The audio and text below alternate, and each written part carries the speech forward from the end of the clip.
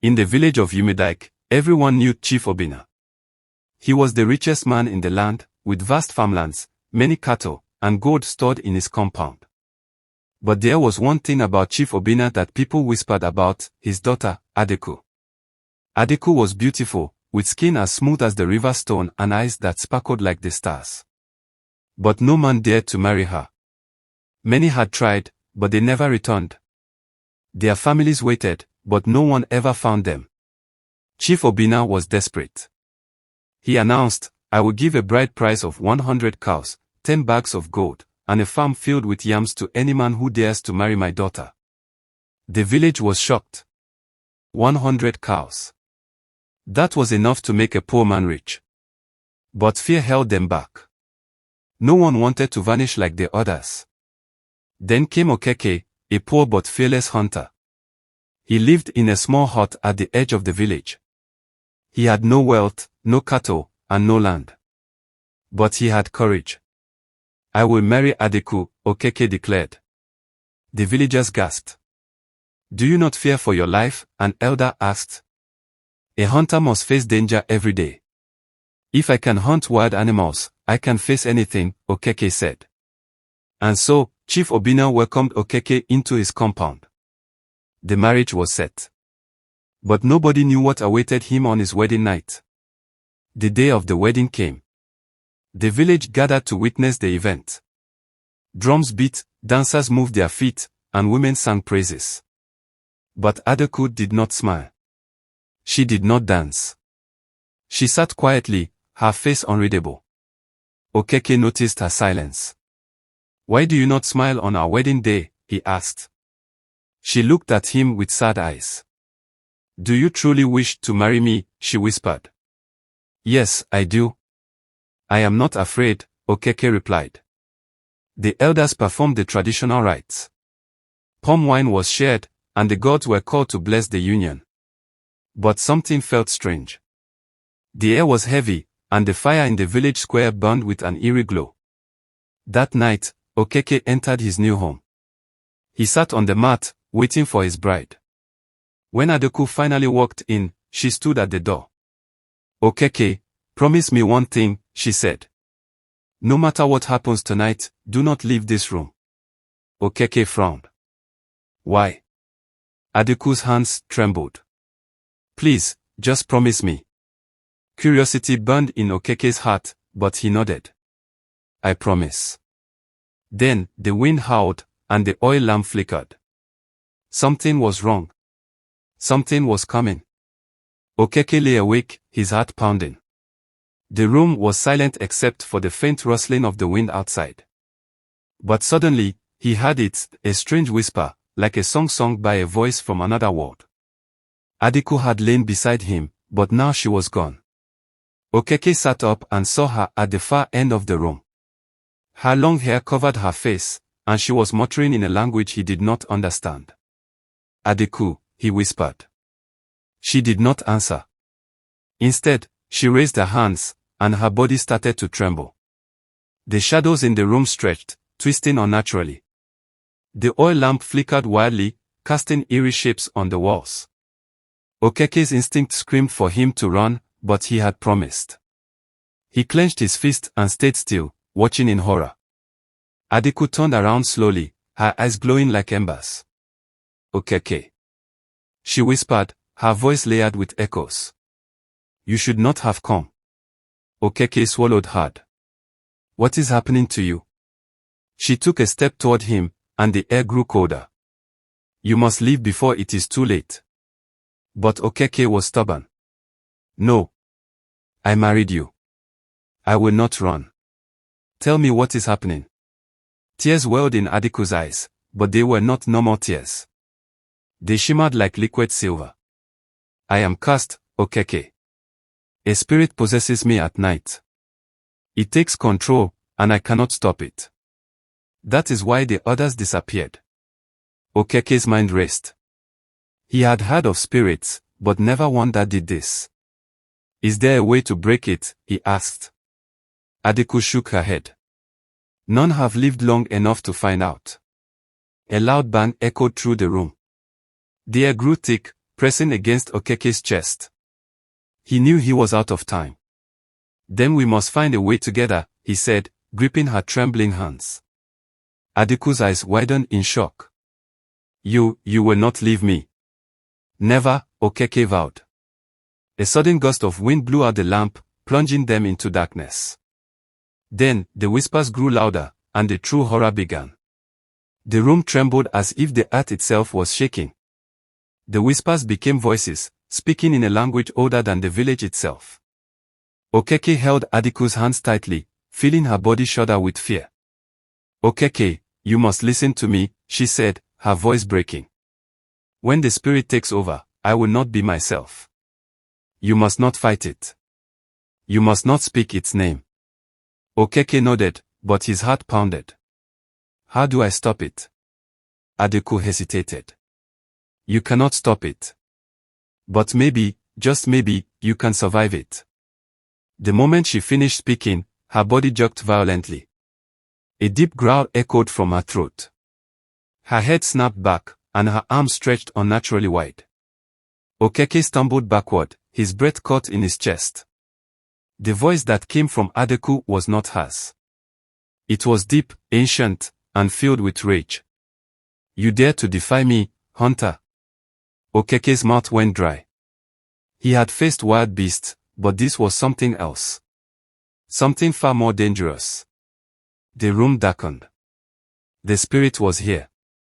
A sharp wind swept through the room, sending mats and calabashes flying.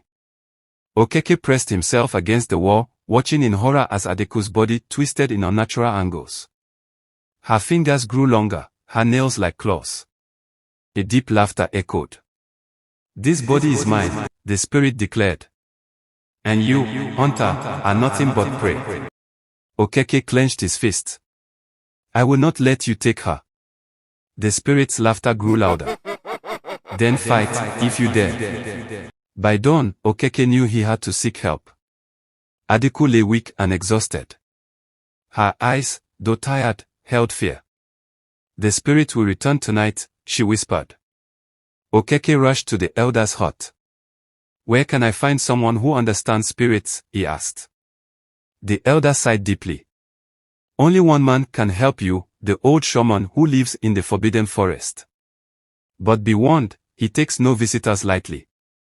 Without hesitation, Okeke set off into the forest. He walked for hours until he saw a small, smoky hut hidden between ancient trees. A deep voice echoed. I know why you are here, hunter. Okeke stepped forward. I seek your help to free my wife. The shaman, an old man with white markings on his face, nodded. The spirit that haunts your bride is not an ordinary one.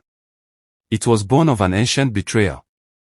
To defeat it, you must uncover the truth behind its wrath. But beware, the spirit does not wish to be unmasked. Okeke's heart pounded. He knew his fight was only just beginning. The shaman examined Okeke carefully. To free her, you must journey to the spirit world, he said gravely. But be warned, once you enter, returning will not be easy. Okeke nodded. I will do whatever it takes. The shaman handed him a small, charred bundle of herbs. Burn this at midnight, and the spirits will open a path for you. But tread carefully. The spirit world does not welcome the living. That night, Okeke did as instructed. As the herbs burned, a thick, dark fog filled the hut. Suddenly, he felt himself being pulled into an abyss. When he opened his eyes, he was no longer in his world. He stood in a vast land of shadows, where spirits roamed and voices whispered from unseen mouths. Ahead of him stood a towering figure with glowing red eyes. Mortal, you dare trespass, the voice boomed. Okeke straightened his back. I have come to free my wife. The spirit laughed darkly. Then prove your word. With that, the ground beneath Okeke's feet crumbled, and he fell into the unknown. Okeke felt himself falling through a void. Darkness swallowed him as distant voices chanted words he could not understand. When he opened his eyes, he stood in a strange land. The sky was neither day nor night, glowing with a faint red hue. Shadows slithered on the ground, whispering his name. Before him stood 3 massive doors, each adorned with symbols. A voice boomed from nowhere. Choose, hunter. The path to her freedom lies beyond, but so does death. Okeke took a deep breath. He had come too far to turn back. He reached out and pushed open the middle door. Instantly, he was pulled into another realm. He stood in a vast desert where bones littered the sand. A creature with fiery eyes and the body of a lion emerged. Prove your worth, it roared. Okeke drew his hunting knife, his heart steady. If he had to fight, he would fight. Okeke fell to his knees as the darkness around him thickened. The spirit's laughter echoed through the void. Hunter, you claim to be fearless, it hissed. Then prove it. A single flame flickered in the distance. As Okeke stepped toward it, the ground shifted beneath his feet, and he found himself in a vast field of bones. You must find the truth, the spirit whispered.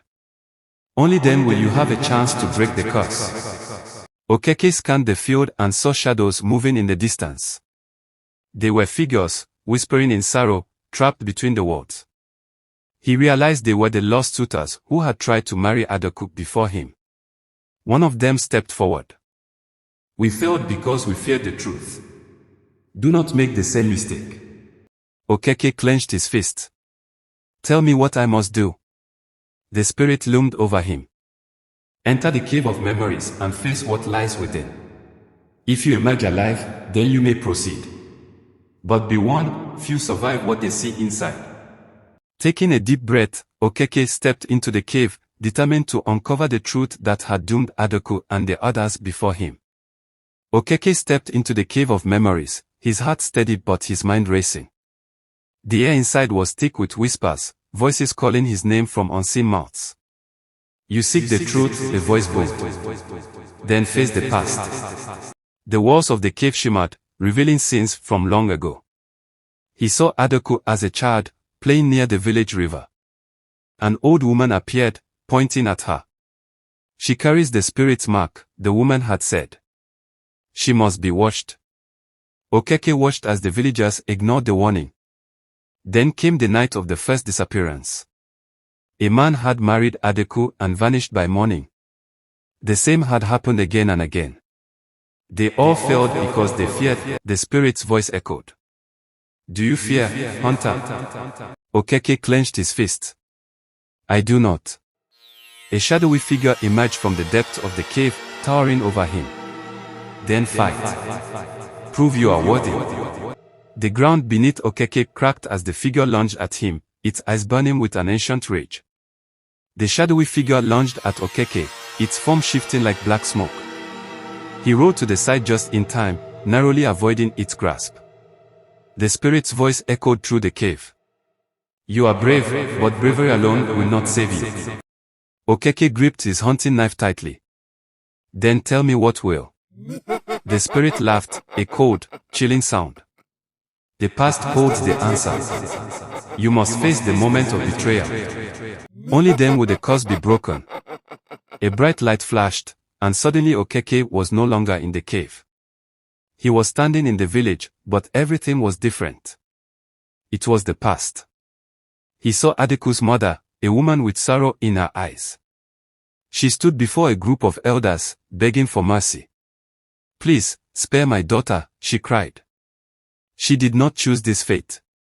The elders exchanged glances. The gods have spoken, one of them declared. She carries the mark of the spirit. She must be bound to it forever. Okeke watched as Adeku, just a child, was taken away, her cries lost in the wind. The injustice burned in his chest. The spirit's voice whispered, now, you know. Will you fight for her? Okeke clenched his fist. Yes. I will end this curse. The past faded, and he was back in the cave. The spirit lunged again, but this time, Okeke was ready. The air in the cave trembled as Okeke faced the spirit's wrath. The entity hovered above him, its dark form pulsing with an ancient energy. You dare defy me, it hissed. Okeke gritted his teeth, gripping his hunting knife. I dare because I love her. And I will not let you take her. The spirit let out an ear-piercing scream, shaking the very ground beneath them. Shadows rose like tendrils, reaching for Okeke, but he leaped aside, rolling to his feet. He could hear Adeku crying in the distance, her voice desperate. Okeke. Summoning every ounce of courage, Okeke lunged forward, striking at the heart of the shadow. The blade met resistance, but he pressed harder. The spirit howled, its form flickering. "You cannot destroy me," it bellowed. "Then I will weaken you," Okeke roared. He chanted the words the shaman had taught him, calling upon the spirits of the ancestors to aid him. The cave filled with light, and the spirit recoiled, screaming as it started to dissolve. Adeku collapsed to the ground, free at last. Okeke caught her, holding her close. "It is over," he whispered. Tears streamed down her face. "You saved me." As dawn broke, Okeke carried Adeku out of the cave, victorious. The curse was broken. The spirit was gone. And their love had conquered the darkness. The story of The Cursed Bride carries several profound lessons, deeply rooted in African folklore, culture, and spirituality. 1. The power of love and commitment. Okeke's unwavering commitment to Adeku, despite the danger, teaches that true love requires sacrifice and resilience. Love is not just about joy and celebration but also about standing firm in times of adversity. 2. Courage overcomes fear. The fear of the unknown kept many suitors from pursuing Adeku. Okeke, however, chose courage over fear, proving that facing one's fears often leads to great rewards. 3. Seeking knowledge and truth. The story emphasizes the importance of seeking the truth before making assumptions. Okeke did not run away from Adeku's curse but sought wisdom from the shaman to understand and break it. Knowledge is power. 4. Respect for ancestral wisdom and tradition. The village elders ignored the warning signs about Adeku's curse, which led to suffering. The story teaches that ancestral wisdom and cultural traditions should not be ignored, as they often hold valuable lessons for the present. 5. Redemption and breaking generational curses. The curse on Adeku was caused by an ancient betrayal. Okeke's actions show that one can break free from generational misfortunes through bravery, love, and perseverance. 6. The battle between good and evil is real. The supernatural battle between Okeke and the spirit highlights the African belief in unseen forces influencing the physical world.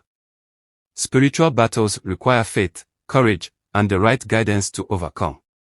7. The importance of keeping promises. Okeke promised Adeku he would not leave her, even in the face of danger.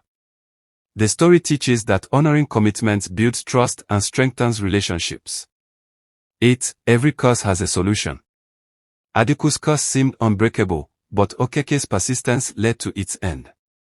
This teaches that no challenge is too great if one is willing to fight and seek solutions. 9. Selflessness leads to victory. Okeke risked his life to save Adeku, proving that acts of selflessness often lead to greater rewards and fulfillment. 10. Evil thrives on fear, but courage breaks it. The spirit thrived on fear, but Okeke's bravery weakened its power. This teaches that fear gives power to darkness, but courage and faith can dispel it.